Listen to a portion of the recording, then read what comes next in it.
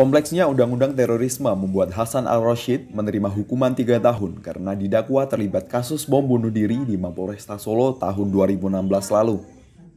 Hasan dituduh menyembunyikan Nur Rohman, pelaku bom Mapolresta yang sudah menjadi buron sebelum meledakkan bom bunuh diri yang menewaskan dirinya sendiri waktu itu. Hasan tidak menampik bahwa dia memang pernah menganut paham radikal. Tetapi refleksi diri yang dilakukannya selama berada di penjara membuatnya memutuskan untuk tidak kembali ke jaringan lagi dan mengambil arah sebaliknya setelah bebas. Jadi proses perjalanan saya di penjara itu proses berpikir ya. Jadi deranya dari dalam bukan dari luar. Ada sesuatu yang menurut saya salah. Jadi proses pemahaman gulu fi takfir ya, itu bahasanya itu berlebihan dalam mengkafiran, itu yang membuat saya berpikir ulang.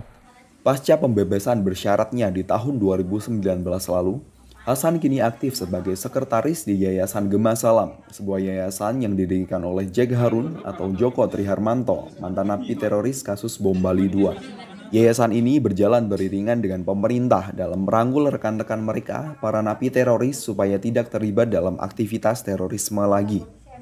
Jadi teman-teman ini baik dari pengurus maupun mitra kita libatkan untuk program-program deradikalisasi masyarakat. Yang tergabung di Yayasan Gema Salam ini sudah bagus, sudah NKRI.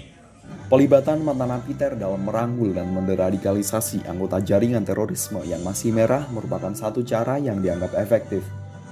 Mereka dinilai bisa melakukan pendekatan dengan lebih baik dibandingkan pihak kepolisian. Justru pelibatan ex-napiter itu adalah sesuatu yang lebih penting daripada yang dilakukan oleh Densus. Kalau yang dilakukan oleh Densus, ini kan seakan-akan atas kemauan satu entitas atau negara atau polisi. Tapi kalau muncul dari kesadaran mereka, ini adalah sesuatu yang sangat-sangat luar biasa. Seperti saya katakan, ada kemauan mereka untuk terbuka. Meski demikian, cara ini dianggap memiliki risiko tersendiri, diantaranya adanya mantan napiter yang bermain dua kaki. Satu sisi ya efektif ya, karena sudah ada beberapa bukti di mana ex napiter bisa membaur dengan masyarakat dan bahkan membantu Densus 88 untuk menderadikalisasi ex napiter lainnya. Tapi di sisi lain juga ada indikasi kurang efektif karena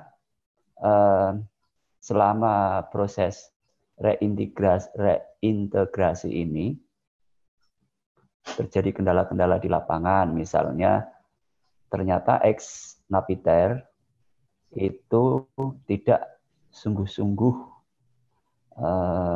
dalam menjalani proses ini, melainkan mereka lebih mementingkan kepentingan ekonomi.